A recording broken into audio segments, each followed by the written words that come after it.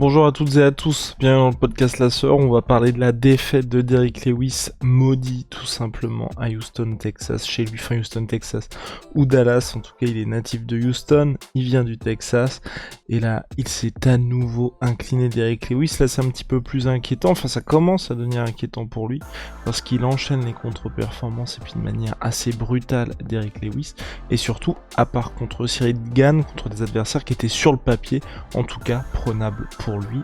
Générique. Soit.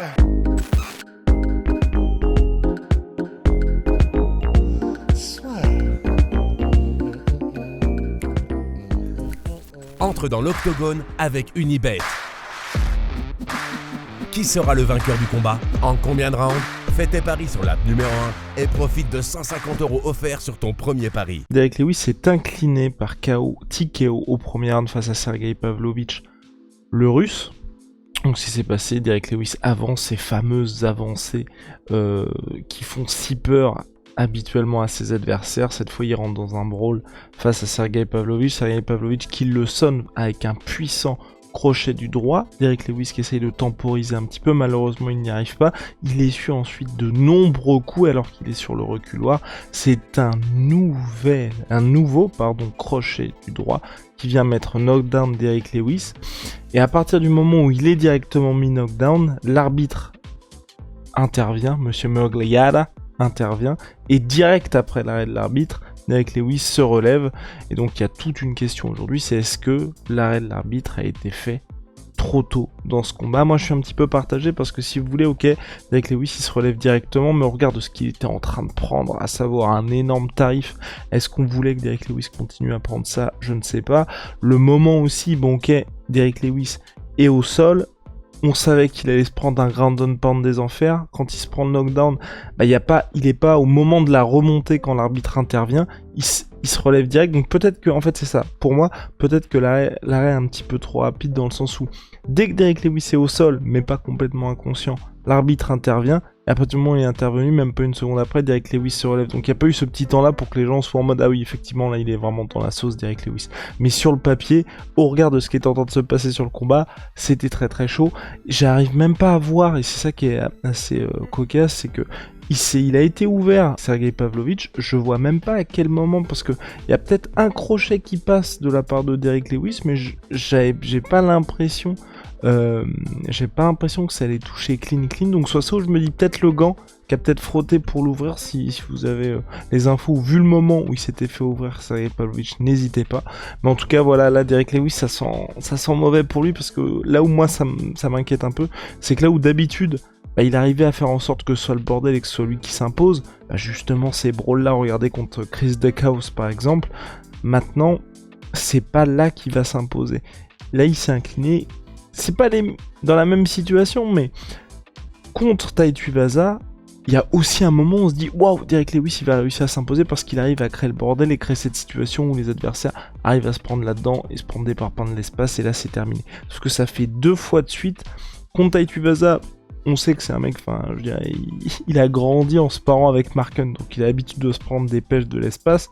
Sergei Pavlovich n'était pas non plus connu pour ça, pour exceller dans le chaos de cette manière-là, et c'est là où moi ça m'inquiète un petit peu, et j'espère qu'à 37 ans, il n'y a pas un vrai déclin qui s'amorce pour Derrick Lewis, parce qu'il était 5ème, Sergei Pavlovich 11ème, il va redescendre selon toute vraisemblance Derrick Lewis, même s'il y a quand même le gros astérisque, et c'est là que ça l'aide beaucoup lui, c'est que, petite polémique au regard de l'arrêt de l'arbitre, est-ce que c'était trop tôt?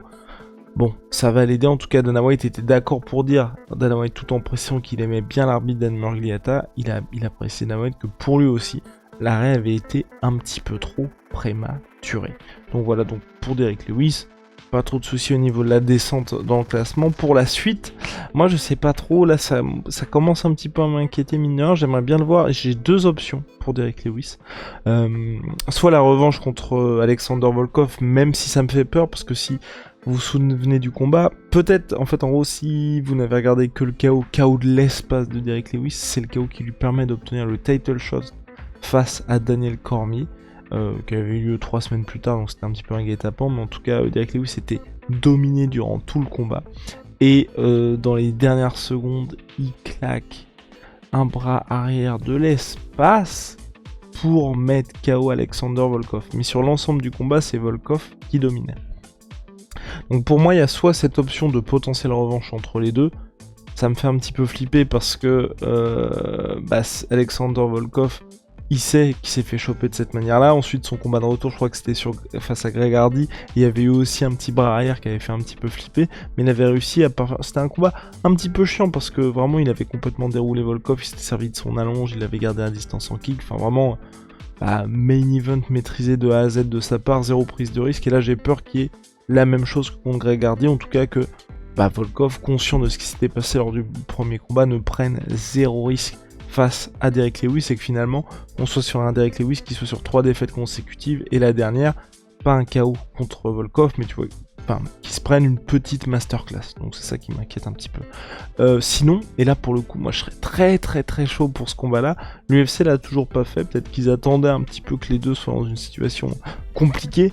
C'est celui qui, pour moi, est en train de devenir lentement mais sûrement le remplaçant de Derrick Lewis dans cette catégorie-là, en tant que gatekeeper / gros cogneur, Jairzinho Rozenstruik, qui lui reste sur 2 défaites, je crois, par KO consécutives, et donc qui s'est incliné dernièrement face à Alexander Volkov. Donc moi je dis pourquoi pas ouvrir la case sur 2 défaites face à Curtis Blades par décision unanime et Alexander Volkov. Donc moi je suis pas contre du tout un combat entre les deux hommes. Franchement, je pense que même l'UFC peut le mettre main event d'un Fight Night, parce que là, sur 5 rounds, je pense que KO garanti. À moins qu'ils changent résolument de style et puis qu'ils se disent bon bah là on va être dans une mauvaise passe, mais les deux sont sur 2 défaites consécutives. Ça peut être un petit feu d'artifice potentiel, et puis comme ça permet aussi qu'il y ait des incidences dans le classement, parce que je crois qu'il est 7ème Jairzinho Rozenstruik, 5ème là il était Derrick Lewis. Je pense qu'il va perdre 2-3 places, forcément, enfin une place, puisque Pavlovich va passer devant, donc voilà.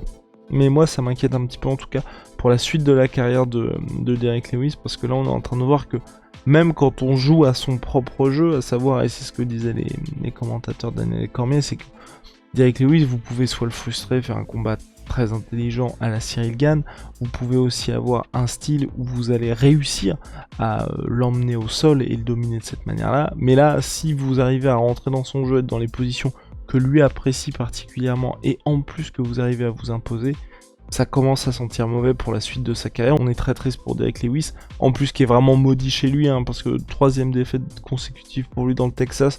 À chaque fois l'UFC a fait des événements mineurs, il est très bien placé sur les cartes, soit main event contre Cyril, soit très bien placé sur la main carte. Pourquoi ? Parce que le gars est du Texas et que c'est une véritable superstar. Chaque fois il s'incline, c'est très très très dur.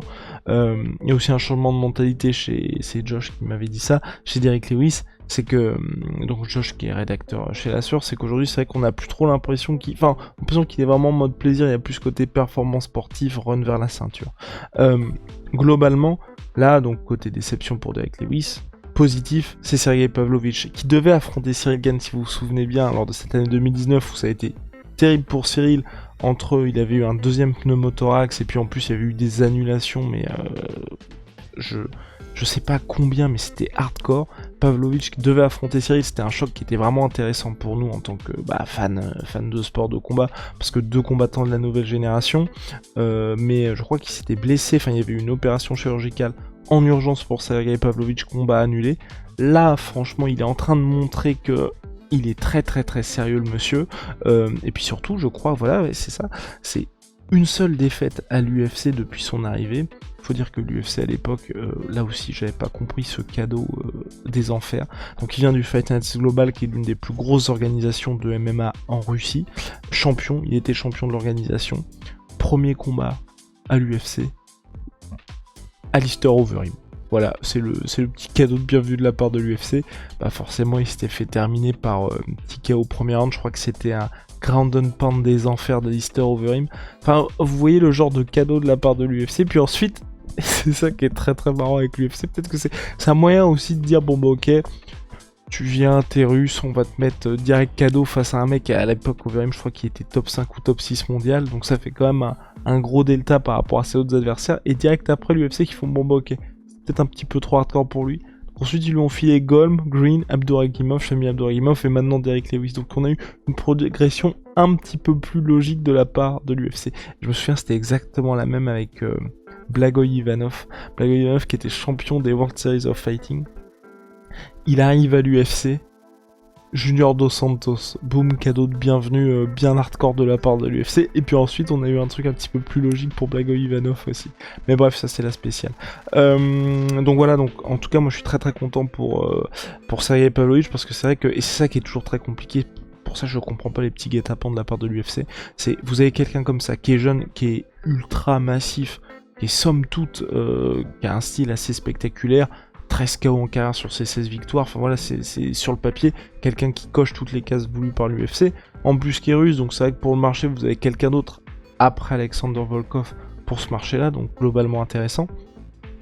Vous arrivez, qui était invaincu en plus avant sa défaite contre Alistair Overeem, donc sur le papier, le gars coche toutes les cases, qu'est-ce que vous faites? Vous le filez à Alistair Overeem, qui le démonte, et donc ensuite c'est un petit peu plus compliqué de créer un momentum, et je pense que même vous, si vous ne regardez pas tous les UFC Fight Night, et que vous ne suivez pas assidûment l'UFC, bah, il passait un peu sous vos radars, et quand vous avez eu Derrick Lewis l'affronter, vous étiez...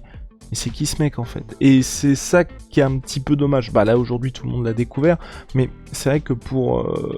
on n'a pas l'impression, en tout cas moi j'ai pas l'impression que c'était quelqu'un sur lequel l'UFC misait particulièrement. Mais aujourd'hui, il s'est imposé contre Derrick Lewis, ça fait pas, c'est un des nouveaux noms de la catégorie, et moi j'ai envie de voir la suite parce que franchement, je pense que ça peut être très intéressant pour lui. Encore en dessous des 4 fantastiques qu'il y a qui se livrent un de la distance, plus le champion Francis Ngannou, mais intéressant vraiment pour la suite de la catégorie. Moi je le verrais bien contre... le vainqueur de... Tac. Il y a un petit combat qui m'intéresse là, alors désolé si ça fait du bruit, c'est Marcin Tybura, je crois qu'il revient bientôt, et ça je voudrais bien le voir contre... Ouais voilà, Marcin Tybura contre Alexander Romanov. J'aimerais bien voir le vainqueur de ce combat là contre Sergey Pavlovich. Si c'est Tybura, bon bah c'est un mec que vous connaissez, si c'est Romanov, ça fait vraiment un choc entre les deux nouveaux monstres de la next-gen, et ça... je serais pas contre. En tout cas, voilà, c'était le petit point sur le combat Sergey Pavlovich, Derrick Lewis. Déçu pour Derrick Lewis, mais content pour Pavlovich parce que ça veut dire que la nouvelle génération commence définitivement à prendre le pouvoir. Big shout à My Sweet Pea, My Sweet Protein, moins 38% sur tous mes protéines avec le code la sueur. Et puis Psurona et nos savons, on a sorti le Morito. C'est le Morito Booster, donc le booster version Morito pour l'été, édition limitée. On n'en fera qu'une seule fois, je préfère le dire parce qu'on avait sold out la plupart de nos savons et là on a fait les réassorts. Celui-là, il n'y en aura qu'un seul, c'est cet été, sur onae.fr. Merci à tous pour le soutien comme à chaque fois, parce que sans vous, on ne serait pas là où on en est actuellement. A très vite, see ya.